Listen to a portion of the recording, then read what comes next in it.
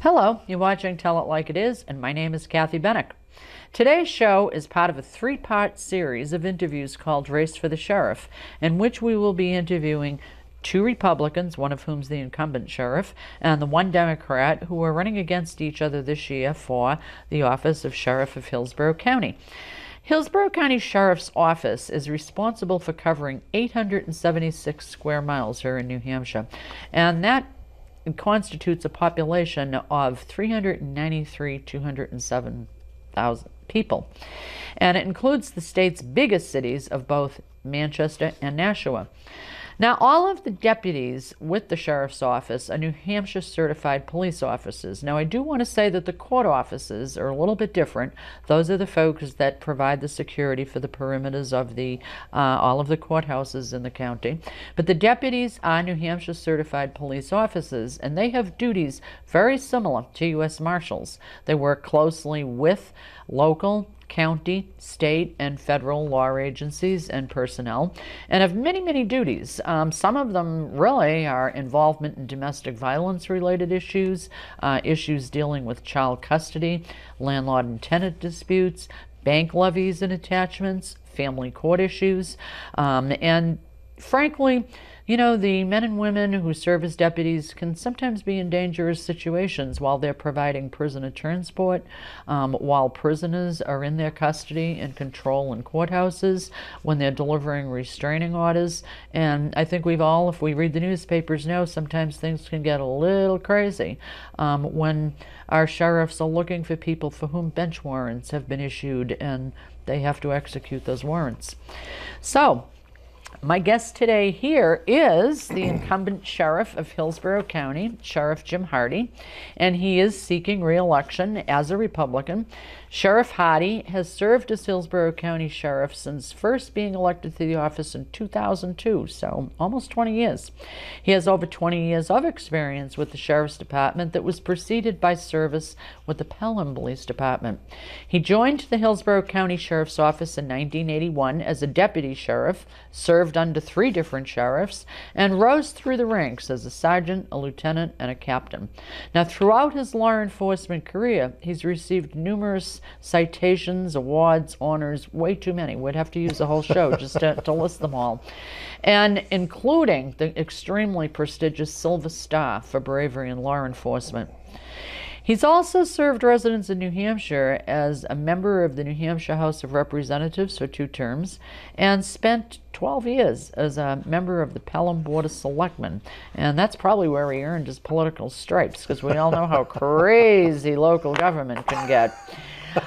He served as co-chairman of the McCain First Responder Coalition, which was an organization founded by U.S. Senator John McCain to work with law enforcement and first responders to catastrophic events and emergencies.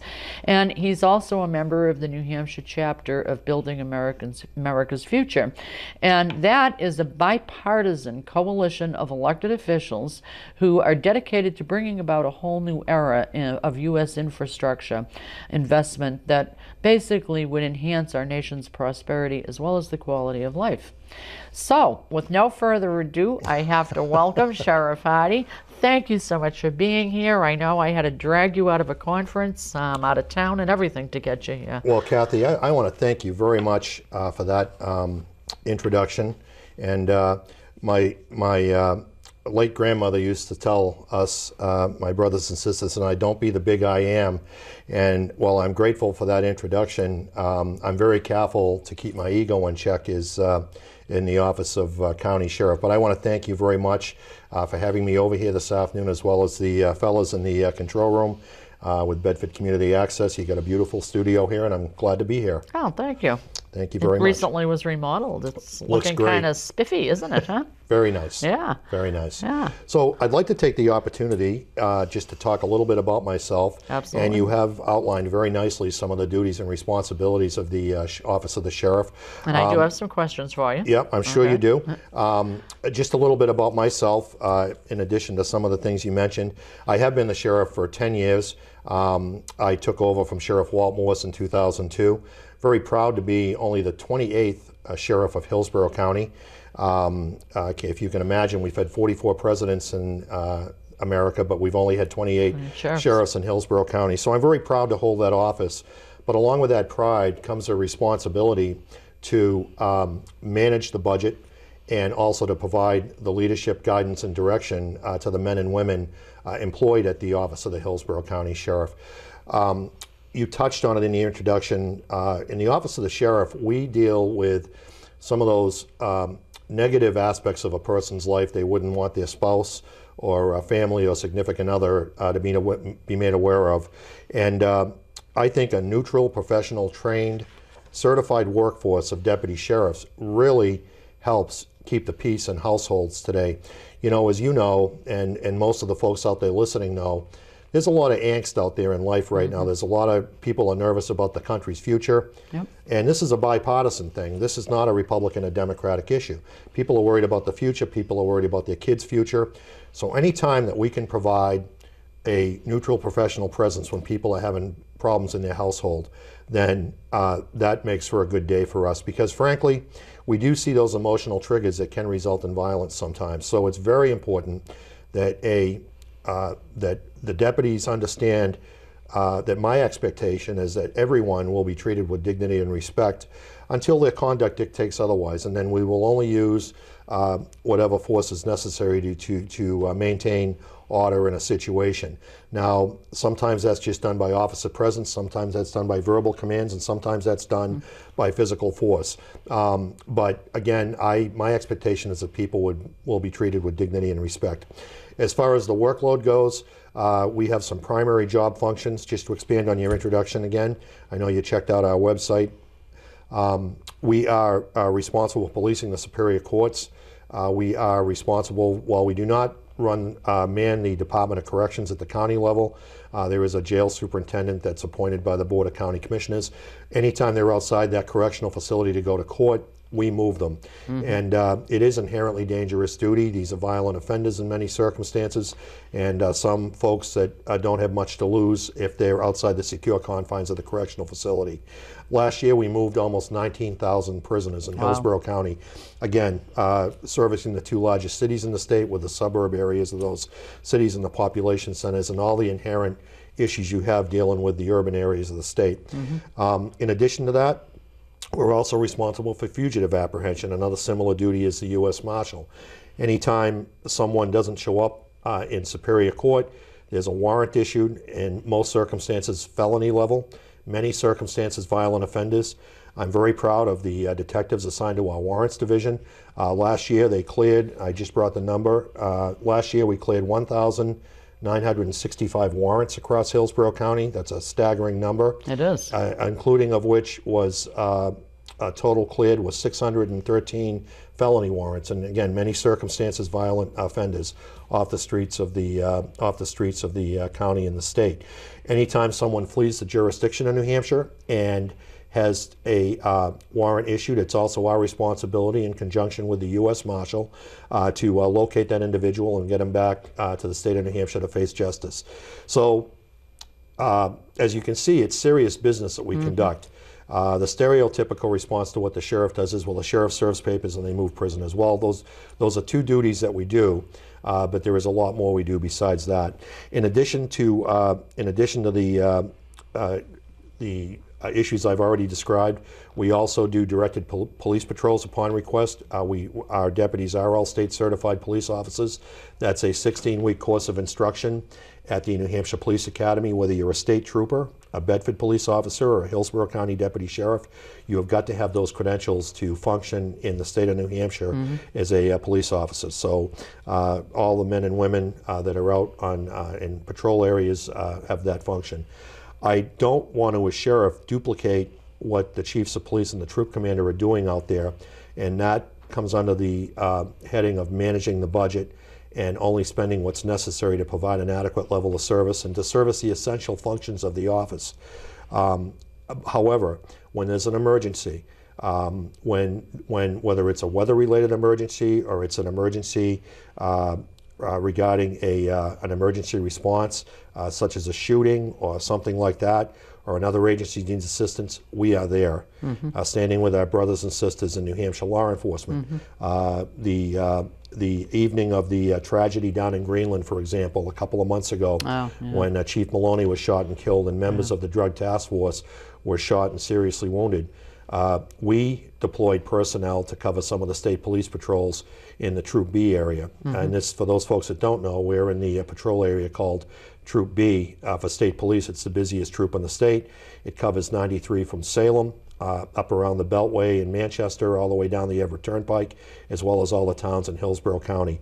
So the state police have a lot of coverage they provide, and we assisted them covering their patrols while they were down, rightfully so, focused on the activities on the seacoast that day. And that's done without a lot of fanfare or ceremony. In addition to those duties that we do, we also provide a 24-hour communications center for approximately 12 towns. In addition to our operations, for the Sheriff's Office, we do generate some revenue from those towns, and we man that 24 hours a day, 7 days a week. You did touch on policing the courts. We couldn't get our court security operations off the ground every day without the court officers that work there. They do have authority within the building. They do a great job. I'm very proud of the fact that we have handled a couple of one capital murder case in this county within the past couple of years. And also the some high-profile, high-risk trials that we've done. Knock on wood, that things have gone well. But I'm very proud of the fact that we've had those court proceedings go very smooth and very flawlessly. In the courthouses, I expect a high level of security with the lowest profile possible. And that's pretty much a description of what our duties and responsibilities are, Kathy. And obviously, just mentioning the courthouses, given the emotion of some of those situations, and obviously, I know you were referring to the Michael Briggs tragedy, and just all of the high emotions of everybody who would have been anywhere near that building while all that trial was going on. I mean, we all know how quickly things can get volatile. Well, and statistically, you're quite correct about that. Statistically, you're more apt to have a episode of violence in a courthouse in a domestic violence situation, in the marital section of the courtroom, and not the bad guy section of the courthouse with the criminal felons. Statistically, that's true, and that's played out. So I am very proud of the fact that I did establish minimum physical ability standards for all court officers hired after May 1st of 2009. Tough decision to make. Anyone employed prior to that was grandfathered in, but anyone that wants to work as a court officer under my authority with the Hillsborough County Sheriff's has got to pass a minimum physical ability standard. That's one of the improvements I've made in the past term. I'm very proud of that. And that's understandable. Yeah, absolutely.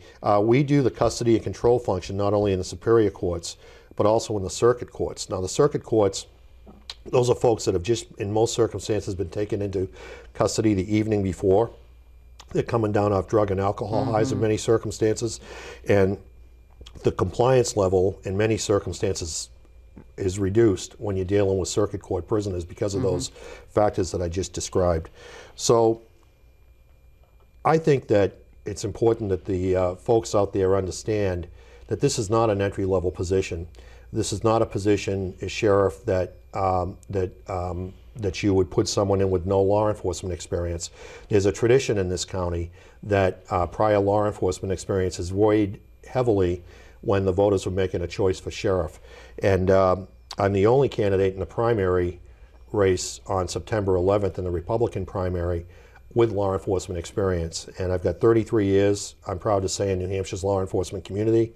And I think when it comes to managing the budget and providing that leadership and guidance and direction, that a candidate for sheriff should have that same minimum credential that the entry-level deputy sheriffs have to have.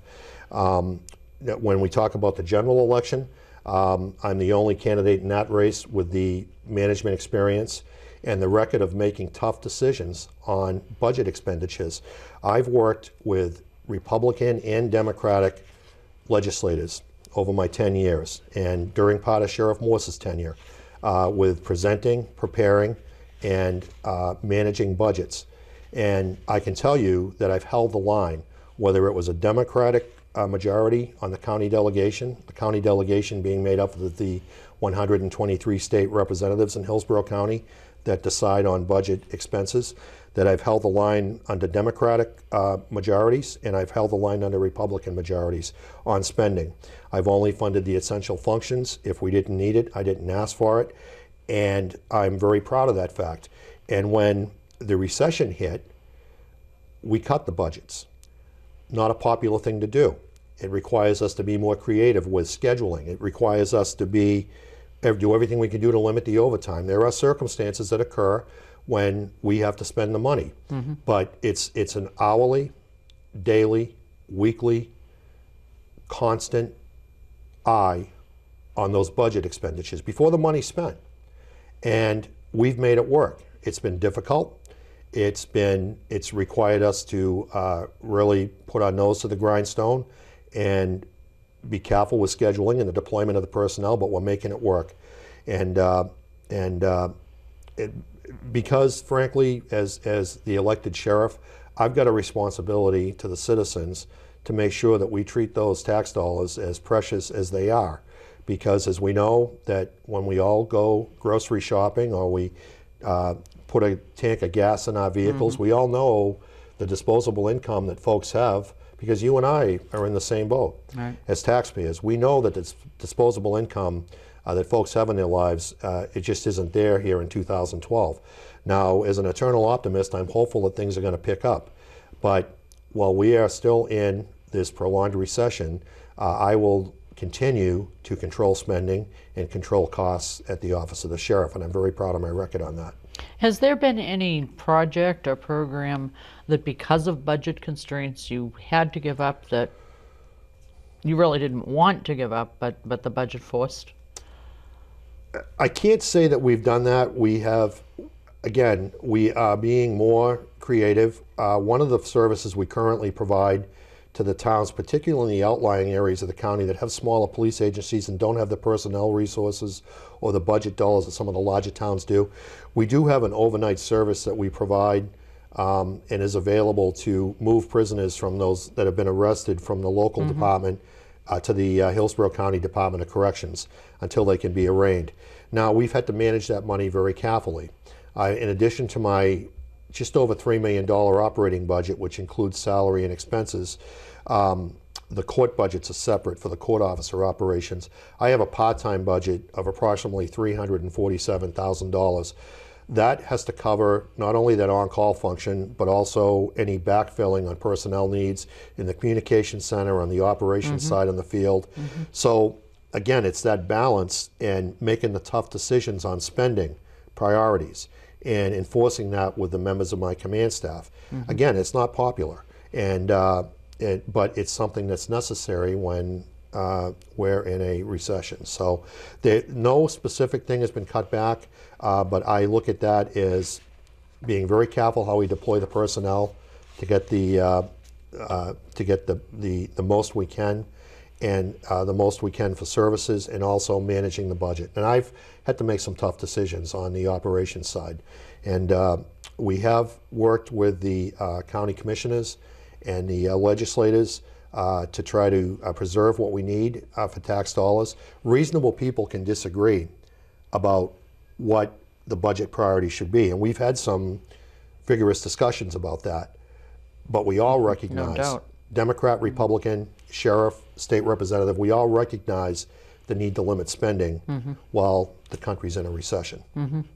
If money were not an issue, absolutely not, you know, at this point in time you could say these are the projects I want to do. Do you have improvements in mind that you'd like to get into effect? I do. I would like to expand what we have available for coverage on the weekends. I did also expand on the schedule coverage. It's limited on the weekends, but I have expanded the coverage to 7 days a week. Again, I do not want to duplicate what your local police chiefs or the troop commander is doing, but if we can allocate more resources for felony offender investigations, bench warrants, marital warrants, child support warrants, things like that, that's what I'd like to do. Now, while I'm talking about warrants for a minute, I do want to point out that we do partner with the United States Marshal Service on fugitive apprehension efforts. As I speak here tonight, we have deputies assigned out on warrant investigations and working with the 2 city police departments as well as the town police departments. So pooling personnel resources with other agency works. We also participate with the Drug Enforcement Administration and the State Attorney General's Office on drug interdiction efforts and on the Drug Task Force. And we've been working with that for several years. That's a good job done by our crew and collaborating with, in conjunction with the other agencies that are on the Attorney General's Drug Task Force. So I do think pooling the resources does help with that. I would not, if we're talking about tax dollars, I'm not in favor of just expanding personnel coverage and things like that just for the sake of doing it. And I think that whether it's the local, county, or state level on budgets, that there is a lot of scrutiny, and rightfully so. And you know, that's my view on that. We'll get the essential functions done. We'll get the job done, and only utilize the funds necessary for that.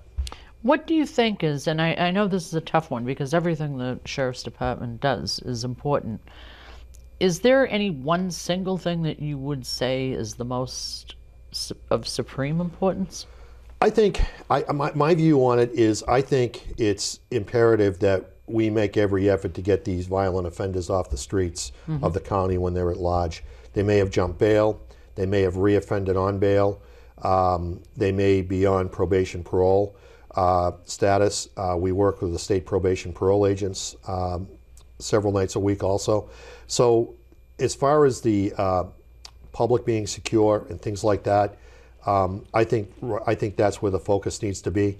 But it's the whole job you have to look at. And you have to have that level of experience because, again, on the civil side, last year we served over 27,000 pieces of civil process. We generated almost $700,000 in offsetting revenue that was paid, and that actually pays for itself. It's in the black. That's a question that comes up from legislators fairly often. We did a job costing on that last year, updated it. But on the civil side of our operation, if a family situation isn't handled appropriately and professionally, that violence can occur. And again, it gets back to the original concept of there's a lot of stress out there in people's lives right now. So the same thing with court security, same thing with directed police patrols, the same thing with responding to emergencies, is that you have to, it's the whole job. And it's not one specific function of it that gives me concern, because incidents can occur in any aspect of these responsibilities that we have. So. One of the questions that I'm kind of curious about, I know all of you sheriffs work together and have a good collegial relationship and such. But obviously you all are aware of each other's departments and that kind of thing. And if you looked at all of the other county sheriff's offices in New Hampshire, would you say they're basically all the same? Or would you be able to point to your office and say, hey, we've been a leader in a whole bunch of things here? I think the larger counties in the southern tier, such as Rockingham County, is the most comparable when it comes to population and workload and the volume of work coming through the door. We both participate on the drug interdiction efforts and things like that at the state level. I think we all have, of course, the same statutory responsibilities. But I think that each of the counties does it a little bit different. When you get up into the northern tier of the state, they have less personnel and less of a budget, but also less of a workload. But then again, it's no less dangerous than down in the southern tier of the county, where we've got the population centers and things like that. So I do think that there are some things that we do. We have a senior service program where, upon request, we'll do presentations on scams, phone scams, any type of fraudulent activity, exploitation of the elderly abuse, things like that. I've got a very seasoned part-time deputy sheriff that's done that type of presentation for a number of years. and glad to have them on board. I just sent 2 of the full-time deputies to elder officer training, and when time allows, and there's a request, we do some of that type of activity to hopefully educate the public so they're not the victim of a phone scam, or to identify those signs of abuse within the household so that it can be addressed. And we've worked very closely with St. Joe's Community Services on things like that. Those are the Meals on Wheels folks that in some circumstances is the only, they do a great job. And at some circumstances, some households, that may be the only contact a person has all day, particularly in the colder months of the year. So again, we do it as time allows. We do it within the budget constraints. You know, that's one of the things that we do. We also work with the different community groups and things like that if a presentation is requested on what we do, and we will partner with our local law enforcement agencies if and when it's requested. Well, you know, it has been fascinating talking to you, and you have a wealth of experience, and you're the type of guy I could sit and talk with all day. But I'm looking at that clock, and I want you to be able to use up. As you can see, the time has flown. I would like you to be able to take your case straight to the voters and say, this is why you need to be reelected this year. And that's your camera right there. Kathy, first of all, I want to thank you and the folks at Bedford Community TV very much for having me on. And to the citizens of Bedford and whoever else may be viewing this within the confines of Hillsborough County, I want to tell you that experience matters in this job. This is not an entry-level position. I've got the budget management experience as well as the leadership skills to continue to provide cost-effective services to the citizens of Hillsborough County. And I enjoy the job very much. It's a challenge. I would like to ask for your support on the primary September 11th and the general election November 6th. I do think I am the best candidate for the job, and I'm looking forward to serving the citizens of Hillsborough County for 2 more years if I'm lucky enough to earn re-election. So thank you very much for having me on today. You stay right in the time frame. I want to thank you for taking the time. I know how busy you are, and it's been a pleasure to have you. It's been a pleasure. Thanks for having me. Oh, absolutely. Appreciate it. Well, everybody, we're now at the end of another good show, and you know, this show is called Tell It Like It Is for a reason, because I love to have guests on who know how to tell it like it is, and this is one person who did exactly that. So therefore, he was a super guest. And you know, that's what it's all about. You keep telling it like it is. Thanks for watching, and until the next time, bye-bye.